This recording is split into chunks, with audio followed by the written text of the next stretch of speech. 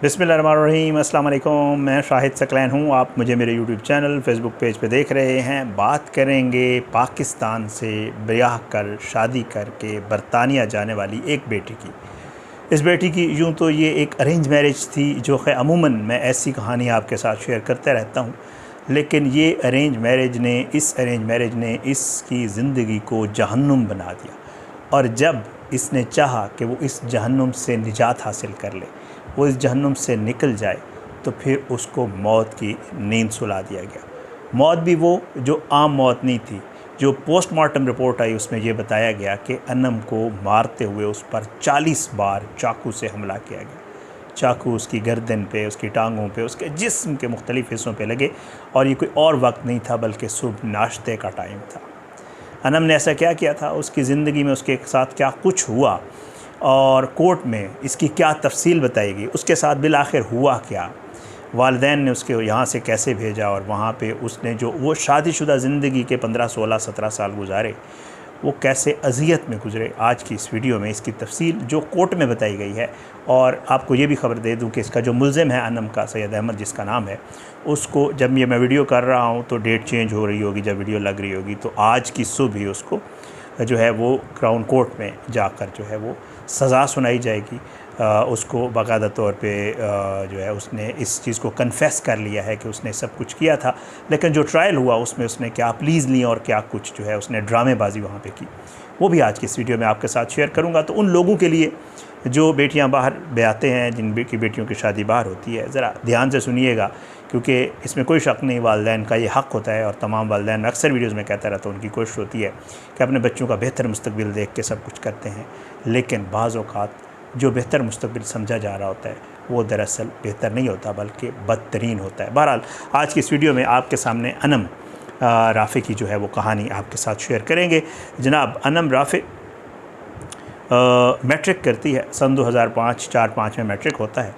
और उसके बाद जैसे वालिदैन की अमूमन ख्वाहिश होती है कि वो अपने बच्चे की शादी कर दें, रिश्ते आते हैं, लेकिन उनमें सबसे बेहतर जो रिश्ता होता है और जिसके साथ नसीब लिखा गया होता है, असल चीज़ तो नसीब की है, वो रिश्ता होता है सैयद अहमद का। अनम की उम्र उस वक्त 16 साल थी और सैयद उमर की उम्र 25 साल थी। सैयद अहमद जो है ये पैदाइश ही इसकी बरतानिया में हुई थी। ये लोग यूके में रहते थे, जानने वाले थे। रिश्ता आया तो अनम के वालिदैन ने भी वही बात सोची जो अमूमन बेटियों के वालिदैन समझते हैं, सोचते हैं, समझना भी चाहिए। बच्ची का मुस्तकबिल बन जाएगा, बाहर चली जाएगी, अच्छा हो जाएगा, बेहतर ज़िंदगी बन जाएगी, सब कुछ सोच के जो है बिल आखिर अनम के वालिदैन ने अनम की शादी सन 2005 में सैयद अहमद के साथ कर दी। जो कि शादी के बाद जैसे होता है अमूमन कि जी कुछ अरसे के बाद डॉक्यूमेंट्स वगैरह बने और अनम जो है वो ब्याह कर यूके चली गई। अब यूके में होना तो कुछ और चाहिए था। यूके में ये होना चाहिए था कि जी अनम के जो ससुराल थे, जो कि यहाँ अनम के वालिदैन के साथ बाकायदा कोर्ट में बताया गया कि वादे करके गए थे कि हम इसे अपनी बेटियों से कम कभी भी नहीं समझेंगे, ये हमारी बेटी है, आप इसकी बिल्कुल फ़िक्र ना करें, हम इसका बहुत ख्याल रखेंगे, जैसे अमूमन होता है। वहाँ जाकर उसके मुख्तलिफ़ मामला हुआ। सबसे पहले सास ससुर बिल्कुल एक कोर्ट में बताया गया कि ग़ुलाम के तौर पे उसको लेकर उसको ग़ुलाम समझना शुरू हुए। तब तक उससे घर का काम करवाते रहते थे जब तक वो थक हार के गिर नहीं पड़ती थी। तब तक उससे खाना खाने की इजाज़त नहीं थी जब तक सारा खाना ना खा लेते और वो बर्तन ना धो लेते। उससे मतलब कोर्ट में बताया गया कि इनको एक ग़ुलाम मिल गया था जो कि बग़ैर पैसों के ये लेकर आ गए थे। उन्होंने ये सलूक उसके साथ रवा रखा। बहरहाल उसने छोटे मोटे जॉब्स भी की बीच में, 1-2 जगहों पे, जहाँ पे जो है उसने अपनी दोस्तों को ये थोड़ा बहुत हाल अहवाल बताया कि मेरे साथ क्या सलूक रवा रखा गया है।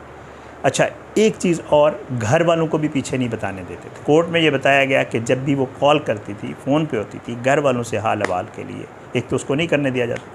जब भी कॉल जाती थी घर की तरफ से कहा जाता था काम में है, बाहर है, नहीं है, मौजूद नहीं है, वॉशरूम में है, ये कर रही है, वो कर रही है, बहुत कम बात होती। जब भी बात होती थी तो सर पे सास ससुर देवर खामंद मौजूद होते थे और यही कहते थे कि जो हम तुमको बताते हैं वही बताया करो, इससे बढ़कर एक लफ्ज़ भी तुमने नहीं बोलना। खुल के आज़ादी से उसे अपने माँ बाप से भी बात करने की इजाज़त नहीं थी। उसके बाद सबसे बड़ा मसला, शोहर शक्की मिजाज, 24 आवर्स फ़ोन पे रहने वाला, उसे कहने वाला कि जी फ़ोन की वीडियो ऑन करके मुझे बताओ कि वाकई तुम यहाँ पे हो या नहीं हो, ऐसा कर रही हो नहीं कर रही हो। टॉक्सिक रिलेशनशिप इस बेचारी के साथ, जिसकी शादी बहुत छोटी उम्र में वालिदैन ने कर दी थी। टॉक्सिक रिलेशनशिप, घर में स्लेवरी, ससुराल की तरफ से अजियत, तशद्दुद जो भी है, उसके अलावा खावंद भी जो था वो भी यही रवैया अख्तियार रखता था और उसके साथ ये सब कुछ एक अरसा चलता रहा। अन्नम ने ये सब मामला जो है जो कोर्ट में बताया गया, वो तकरीबन इसकी शादी, क्योंकि इसकी जो डेथ हुई अन्नम की वो तकरीबन 33 साल की उम्र में हुई, 16 साल की उम्र में इसकी शादी हुई, तो तकरीबन 16-17 साल इसने ये सब कुछ बर्दाश्त किया। लेकिन बर्दाश्त की आखिर एक हद होती है और बिलाखिर जैसे होता है, आपको कुछ लोग मशवरे भी देने वाले होते हैं, कुछ लोगों से आप कुछ चीज़ें भी शेयर करते हैं, वो आपको बताते हैं कि जी नहीं आप बस अब अभी ख़त्म कर दें। तो ये कहीं छोटी मोटी जॉब भी करती थी, वहाँ पे भी इसकी कोई बातचीत किसी से हुई। इल्ज़ाम ये लगाया जा रहा है कि सोशल मीडिया पे भी, टिकटॉक पे भी इसकी किसी से दोस्ती हुई। सब कुछ करते कराते बिलाखिर अन्नम ने एक दिन अपने खावंद से कहा, अन्नम राफ़े ने, कि जी अब मैं ये अज़ियत बर्दाश्त नहीं कर सकती और मैं तुम्हारे साथ नहीं रहना चाहती, मुझे तुमसे तलाक़ चाहिए। तलाक़ के ये जो अल्फाज थे अन्नम के लिए आखिरी अल्फाज साबित हुए। उसके शोहर को अंदाज़ा हो गया कि अब ये बीवी जो है वो मेरे साथ कभी भी नहीं रहेगी और अगर इसने यहाँ पे शोर मचा दिया, किसी को कुछ कह दिया, तो फिर हमारे लिए यहाँ पे रहना मुश्किल हो जाएगा। वही हुआ। वो जो ब्रिटिश नेशनल इसके हस्बैंड वगैरह जो थे, वो लोग जो ज़ाहिर वहाँ रह रहे थे, पैदाइश भी उसकी वहाँ से थी, एक दिन सुबह 27 जनवरी सन 2026 यानी इसी साल के इब्तदा में, उस वक्त जब अन्नम किचन में नाश्ता बना रही थी, तो जो आपका किचन नाइफ़ होता है, जो चाकू होता है, छुरी होती है, उसी से जो है उसके हस्बैंड ने, वहीं पे उससे कोई बातचीत हुई। उसकी पड़ोसी जो ये देख रहे थे, जिन्होंने पुलिस को इन्फॉर्म किया, इमरजेंसी सर्विस को, उन्होंने ये देखा कि यक्के बाद दीगरे जो है वो काम करते हुए इसके हस्बैंड के साथ इसकी बातचीत हुई। इसके हस्बैंड ने छुरी उठाई और उसने, सैयद अहमद ने जो है इस अन्नम के ऊपर यक्के बाद दीगरे चाकू के वार किए, छुरी के वार किए। अन्नम जो है वो ज़ख्मी होकर कोशिश की, उसने रेजिस्ट किया आगे से, लेकिन बिलाखिर, क्योंकि ज़ाहिर बात है बहुत ज़्यादा बार जो है वो मारा गया था चाकू, तो बिलाखिर वो ज़मीन पर गिर पड़ी। पड़ोसी जो थे उन्होंने इमरजेंसी सर्विस को इतला दिया। इमरजेंसी सर्विस जो उनके रिकॉर्ड में वो यही बताते हैं कि 27 जनवरी की सुबह जो है वो हमें इतला मिली और जो है वो ये बताते हैं कि ललवर्थ गार्डन्स ये जगह है, ठीक है, और वहाँ पे जो घर था मैनचेस्टर में, वहाँ पे इमरजेंसी सर्विस पहुँची तो उन्होंने देखा कि एक 33 साला खातून है जो कि लथपथ पड़ी हैं खून से। बाद में पता चला इनका नाम जो है वो अन्नम राफ़े है। उनको हॉस्पिटल शिफ्ट किया गया, लेकिन अनफॉर्चुनेटली उनकी डेथ हो चुकी थी। इब्तदाई पोस्टमार्टम रिपोर्ट में ये बताया गया कि अन्नम को गर्दन, बाजुओं, टांगों, मुख्तलिफ़ जगहों पर जो है वो 40 बार जो है वो चाकू से वार किया गया।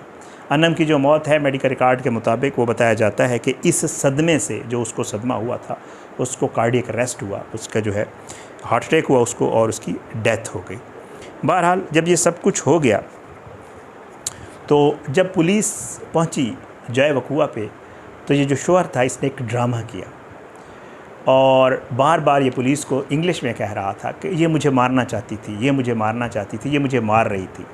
पुलिस ने इसको पकड़ा और जब इसको कोर्ट में पेश किया गया, 2 हफ्ते का इसका ट्रायल हुआ। इसने ये प्ली ली कि जी मैंने जो ये सब कुछ किया मैंने अपने दिफा में किया। इससे पूछा गया कि आपने अपने दिफा में कैसे किया, तो इसने जो बात बताई वो मैं आपको बता देता हूँ।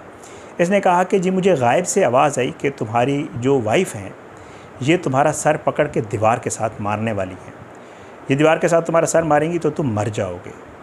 मुझे ये आवाज़ आई गायब से, अचानक से कहीं से मुझे आवाज़ आई, और जब ये आवाज़ आई तो मुझे नहीं पता कि फिर मैंने ये कैसे किया। जो सब कुछ मैंने किया है, मेरी दिमागी हालत उस वक्त दुरुस्त नहीं थी। साइकोटिक इसका इसने एक वो किया कि जी मुझे ये प्रॉब्लम हो गया था जिसकी वजह से मैंने ये सब कुछ किया। मैं इसको मारना नहीं चाहता था, मैं इससे बहुत मोहब्बत करता था, मैं ये बिल्कुल भी नहीं करना चाहता था, लेकिन ये हो गया और ये ना चाहते हुए और मेरे अनजाने में हुआ। इसने ये वाली प्ली ली वहाँ पे। बहरहाल जो एविडेंस थे, जो चीज़ें थीं, जो इसका मेडिकल रिकॉर्ड था सैयद अहमद का, जब वो सारी चीज़ें, क्योंकि वो पाकिस्तान वाली सिलसिला तो था नहीं, वहाँ पे सब चीज़ें जो कहा जाता है फिर उसके पीछे से हिस्ट्री चेक की जाती है। जब उन्होंने सब कुछ चेक किया तो सैयद अहमद की जो सारी गुफ्तगू थी वो झूठ निकली, झूठ पर मबनी थी। और इसने जो प्ली ली थी, इसको वहाँ पे जो प्रोसिक्यूटर हैं उन्होंने सबूत से, शवाहिद से, इन सारी चीज़ों से उड़ा के रख दिया। इसका ये जो मामला था ये भी जो है वो ख़त्म हो गया और बिल आखिर जो है बताया ये गया कि जी इसकी दिमागी हालत वगैरह और ये सारी चीज़ें बिल्कुल दुरुस्त हैं, कोई ऐसा मसला है ही नहीं। इसको गिल्टी कहा गया कि जी बिल्कुल इसने ये सब कुछ किया है, जानबूझ के किया है। फिर उसके बाद उसकी स्टोरी निकली कि जी इसकी फ़ैमिली ने उसके साथ क्या सलूक रखा हुआ था। जो प्रोसिक्यूटर है उन्होंने अदालत में भी बताया कि इसकी जो फैमिली है उन्होंने अन्नम के साथ क्या कुछ रखा हुआ था।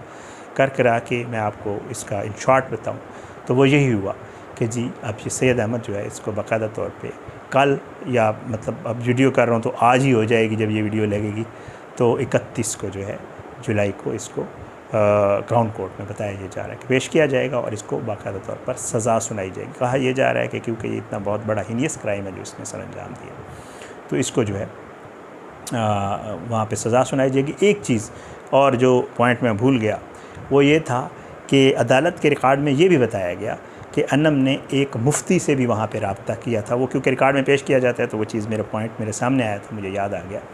एक उसकी किसी से दोस्ती हुई टिकटॉक पे, जो इल्ज़ाम है किसी शख्स के साथ, उसके साथ उसकी बातचीत हुई, उसने कहा तलाक़ लो, तलाक़ वाला मामला जो मैंने आपको एक्सप्लेन किया जो इल्ज़ाम है। और दूसरा जो है वो ये है कि जी अन्नम ने किसी मुफ्ती से वहाँ पे जो है रब्ता किया था और उसे कहा था कि जी मैं जान छुड़वाना चाहती हूँ, तलाक़ लेना चाहती हूँ, आप मुझे इसका मशवरा दें। तो एक मशवरा उसकी तरफ से एक मुफ्ती से भी लिया गया था कि मैं इस रिश्ते को कैसे ख़त्म कर सकती हूँ। तो ये भी एक मामला जो है अदालत में रखा गया था, मैंने कहा आपके साथ शेयर कर दूँ।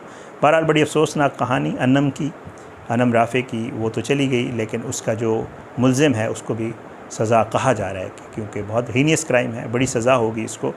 और दुआ यही है क्योंकि इन्होंने बहुत जुल्म किया एक ऐसी लड़की पे जो मुस्तकबिल, बेहतर मुस्तकबिल की खातिर वालिदैन ने जो है ब्याही थी बेटी, अच्छी सोच करके इनसे ये वादा लेके बेटियों वाला उसके साथ ताल्लुक़ रखेंगे और बेटियों की तरह उसका ख्याल रखेंगे। अनफॉर्चुनेटली लोगों ने बड़ा जुल्म किया उसके साथ। उम्मीद है उसको इंशाअल्लाह बेहतर सज़ा मिलेगी। और ये जो लोग हैं जो लोगों की बेटियों को ब्याह कर ले जाते हैं और फिर वहाँ पे उनके साथ ग़ुलामों वाला सलूक करते हैं, इनके साथ यही होना चाहिए। और वालिदैन से भी दरख्वास्त करूँगा, अच्छा है, कोई मसला नहीं है, हर कोई करता है और कोशिश भी यही होती है कि बेहतर मुस्तकबिल देखा जाए, लेकिन खुदारा आगे ये भी देखें कि फैमिली कैसी है, वो शख्स कैसा है जिसके साथ उसने ज़िंदगी गुजारनी है।